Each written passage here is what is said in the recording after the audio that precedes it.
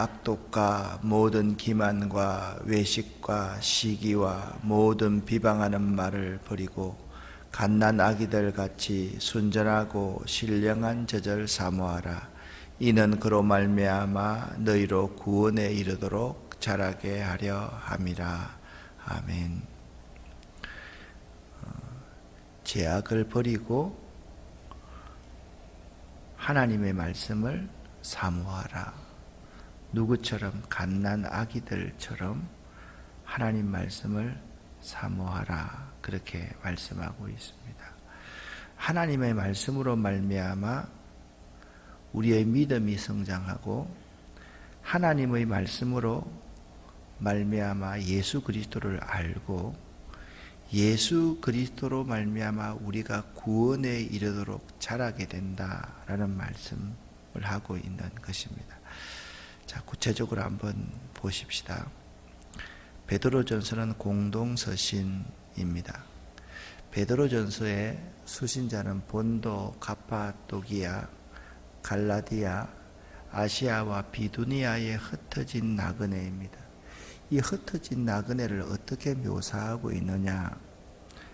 하나님 아버지의 예정하심을 따라 성령의 거룩하게 하심으로 순종함과 예수 그리스도의 핏부림을 얻기 위해서 택하심을 입은 자다. 그렇게 말씀하고 있습니다.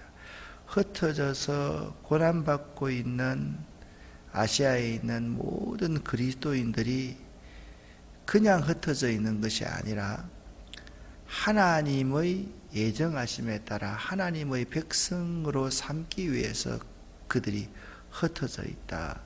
그렇게 말씀을 하고 있는 것이죠.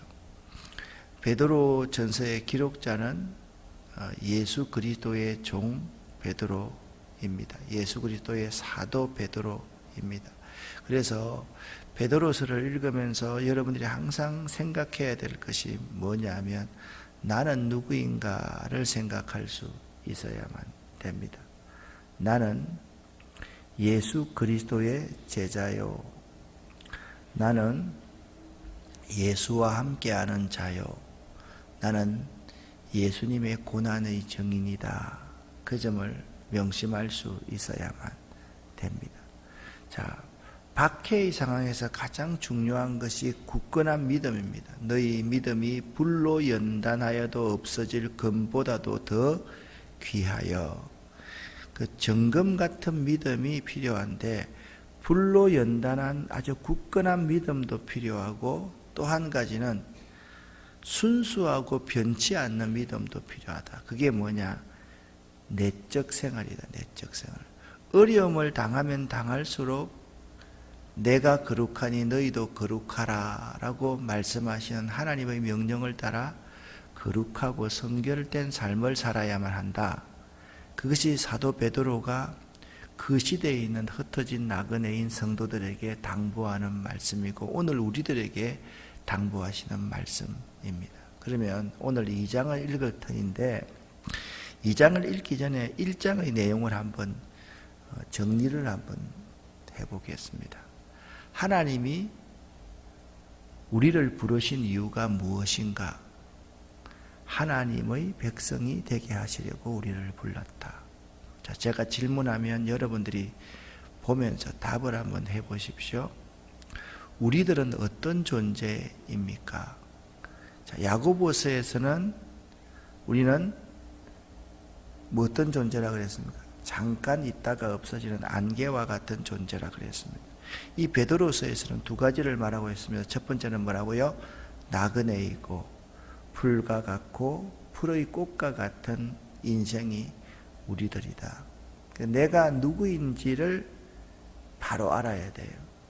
내가 나그네이고 내가 풀과 같고 풀의 꽃과 같이 금방 시들어지고 떨어지는 존재라고 하면 이 세상에 소망을 갖고 살겠어요? 살지 않겠어요?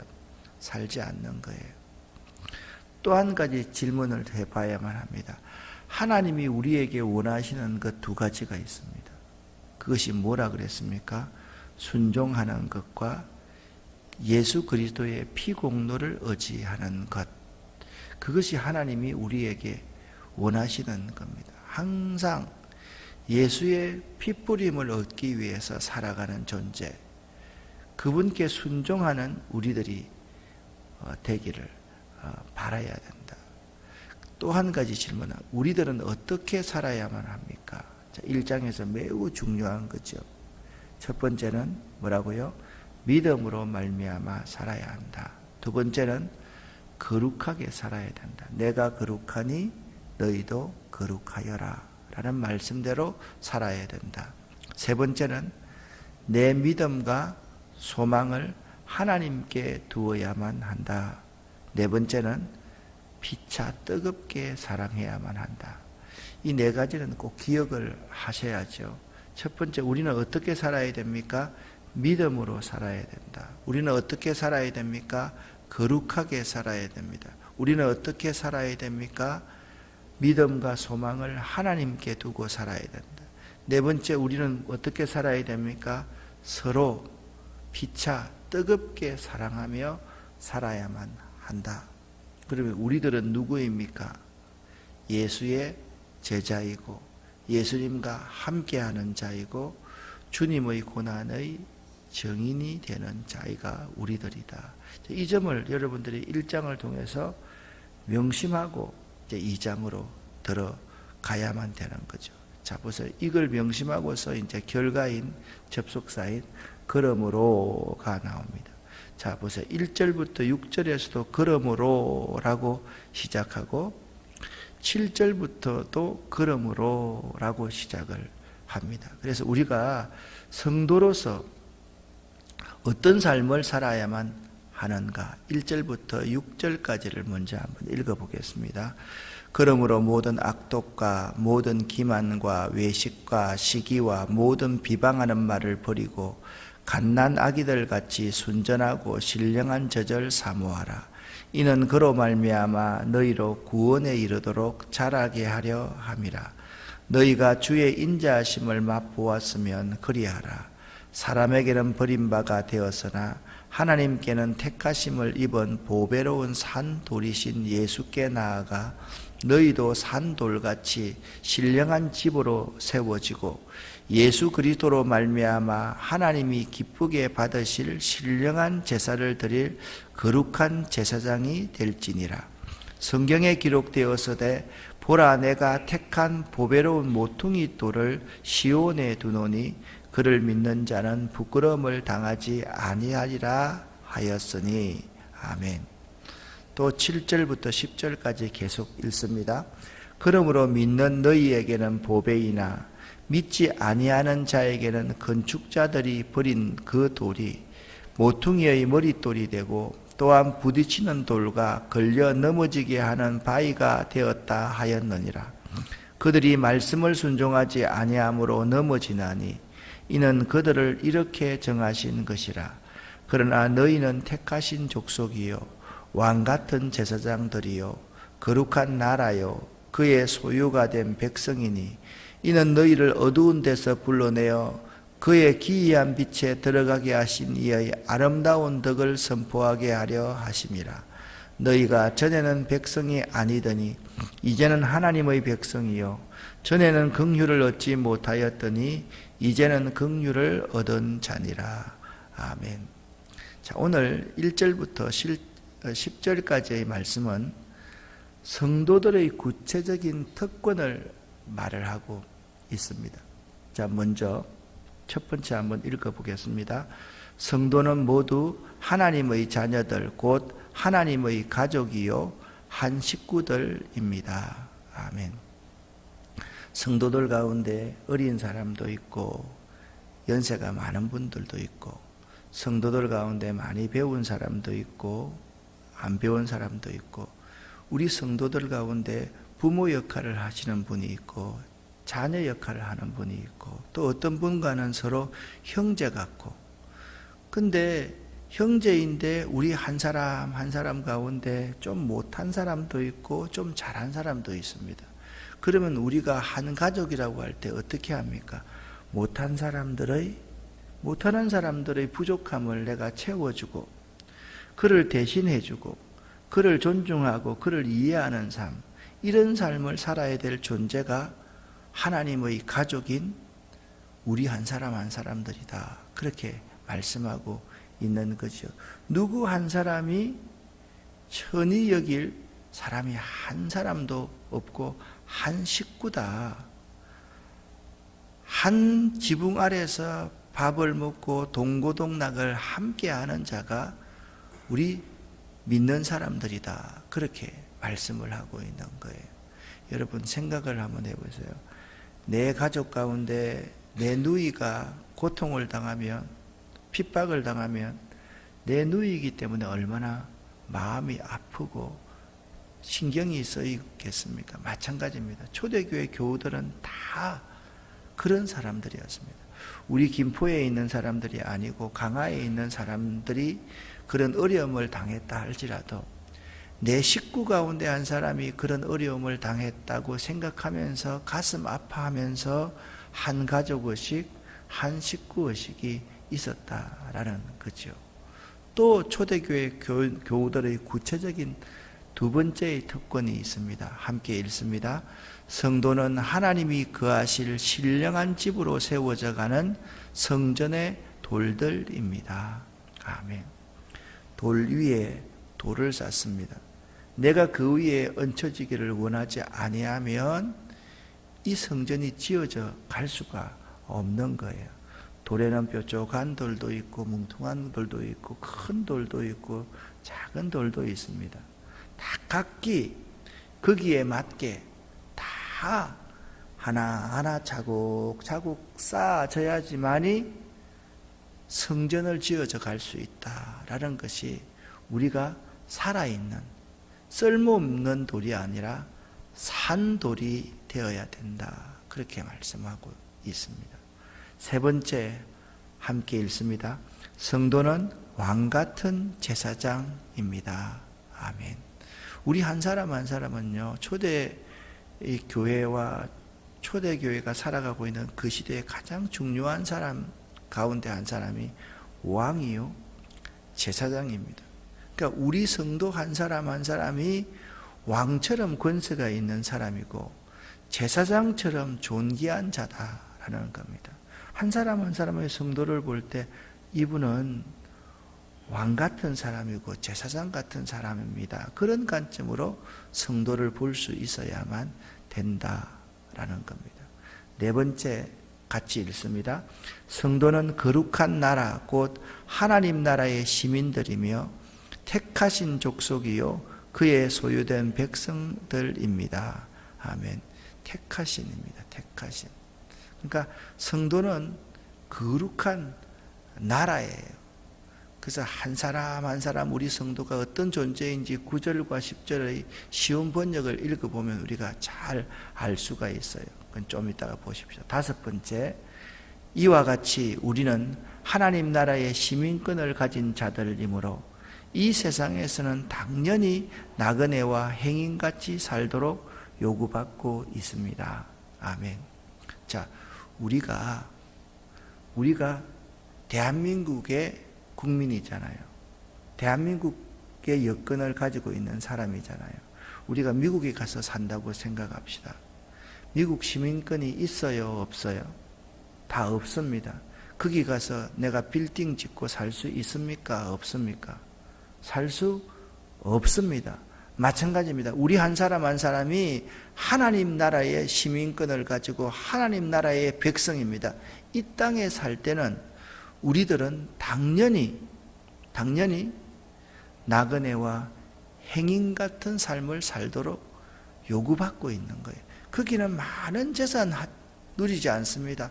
내가 그냥 살 수 있는 것만 갖고 편리하게 살면 되는 것입니다. 우리는 그런 존재다.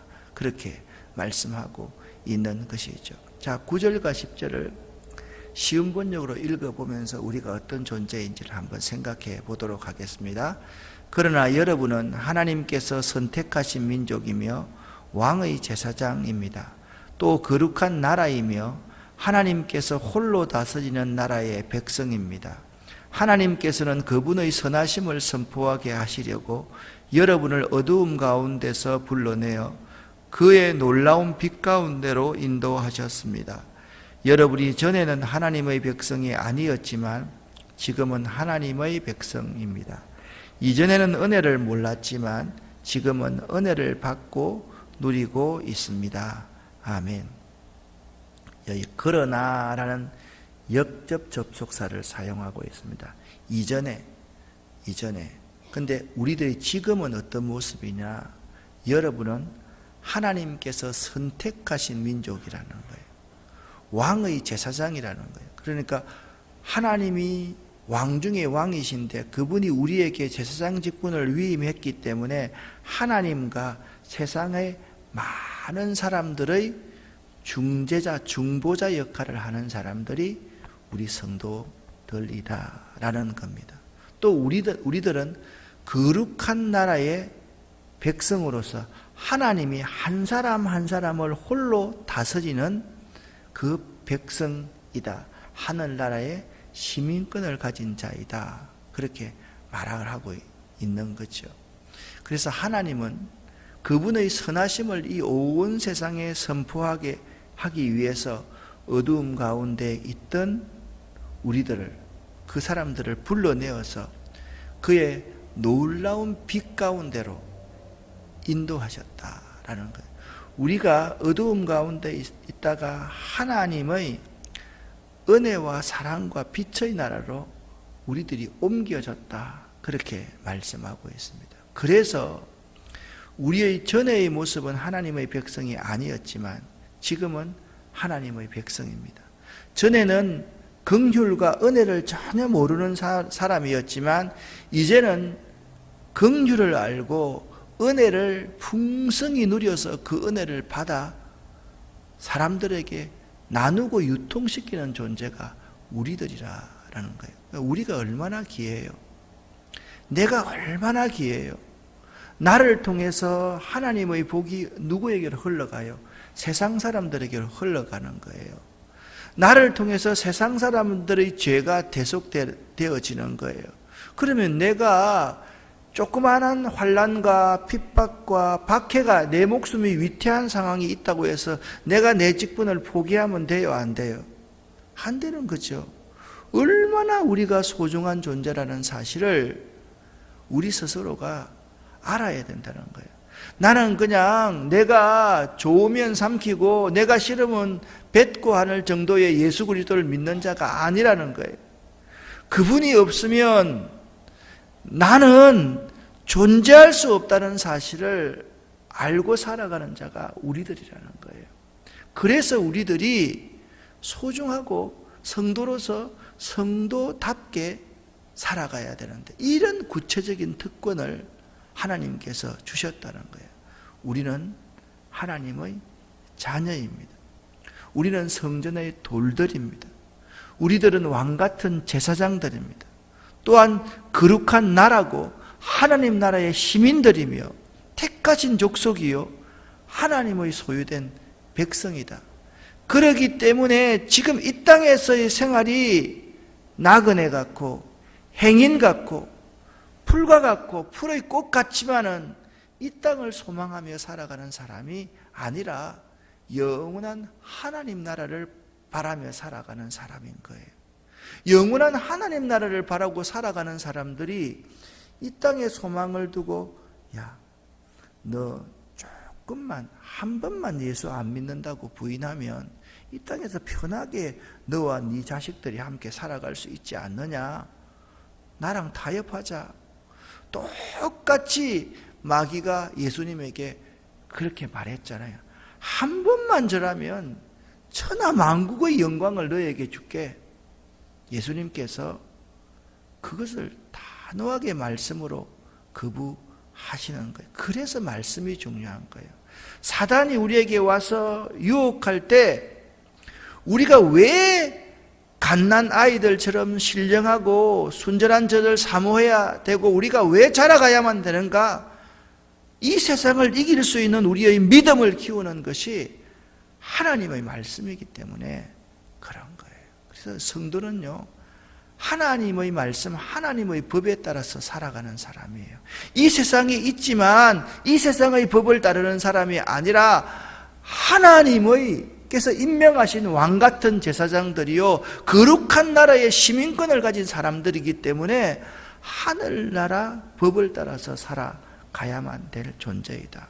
그래서 오늘 베드로전서 2장 1절부터 10절까지의 말씀은요, 성도들의 개인 생활의 지침을 아주 분명하게 4가지로 정해 놓고 있습니다. 자, 첫 번째 같이 읽어보겠습니다. 모든 죄악을 버리는 생활을 해야만 합니다. 아멘. 자, 버린다라는 이 단어가 중요한 거예요. 여러분, 쓰레기 자꾸 모아둡니까? 악취나는 음식 자꾸 모아둡니까? 여러분, 더러운 것들 자꾸 모아둡니까?